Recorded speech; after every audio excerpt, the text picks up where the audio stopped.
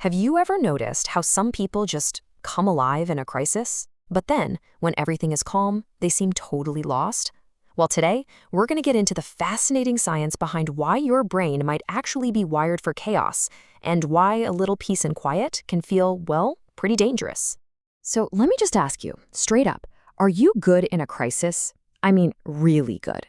You know what I'm talking about. The alarms are going off, everyone else is panicking, and you become ice cold. Suddenly, you're hyper-efficient, your mind is crystal clear, and you're just in complete control. It's a strange kind of calm. And then it's over. The crisis is handled, the problem is solved, and life is, peaceful. And that's exactly when the anxiety hits. You feel restless, agitated, you're constantly looking around for the next disaster. It just feels like something is deeply, deeply wrong. So, what in the world is going on here? Is your brain broken? Nope, not at all. This is actually your brain's powerful survival programming doing exactly what it was designed to do. It's not a flaw, it's just calibrated for a very different kind of world. Think about it.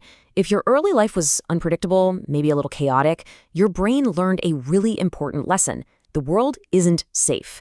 So it adapted. It set its default state to high alert, always ready for the next thing to go wrong.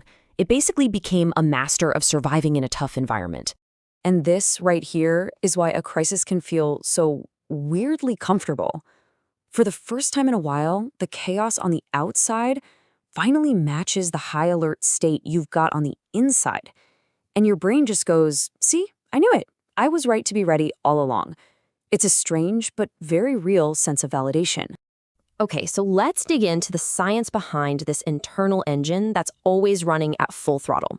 It really all comes down to something called the high cortisol baseline. I love this analogy. Imagine you have this top-of-the-line smoke detector, right? It's designed for a crazy busy professional kitchen. And in that kitchen, it works perfectly. But now what happens if you take that same detector and install it in a silent library?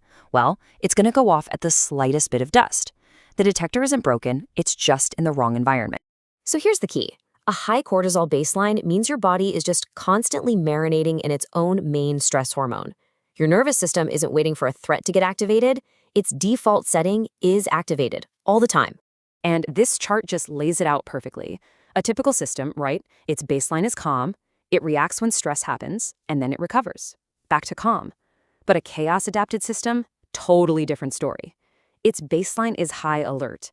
It doesn't react to stress, it expects stress. And after something happens, it recovers right back to, you guessed it, high alert.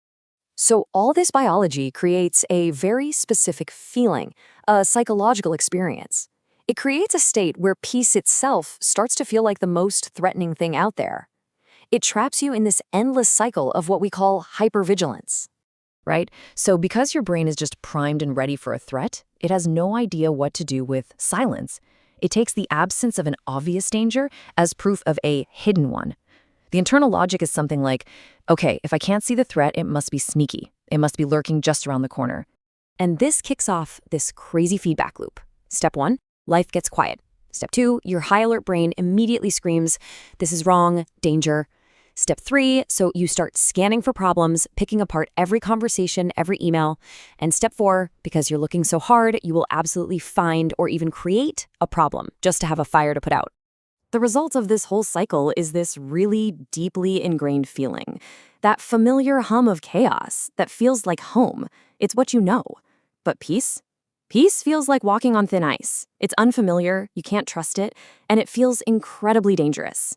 But what if this isn't a story about being broken? What if this is a story about being specialized? Let's try to reframe this entire experience, shall we? Just look at these two columns. The old story you might be telling yourself is that you're anxious, broken, flawed, restless. But the new story, the one that's actually more accurate, says you are adapted, you're specialized, you're high performance. You're not restless, you are ready. I want you to let that one sink in for a second. You aren't a broken person who can't handle peace. You are a highly trained, specialized responder. Your whole system was built to handle fires. The real challenge now is just learning how to hang out in the fire station when the alarm isn't ringing. I mean, think about it. Your ability to stay calm under pressure, to think on your feet, to manage total chaos, these are incredible strengths. That's a specialized skill set that not everyone has. The new mission isn't about getting rid of those skills, but learning how to put them on the shelf when you don't need them and just exist in the quiet. So I'll just leave you with this question. If all that incredible energy, all that intense focus, all that readiness, if it wasn't being spent constantly scanning the horizon for the next fire, what amazing things could you build with it instead?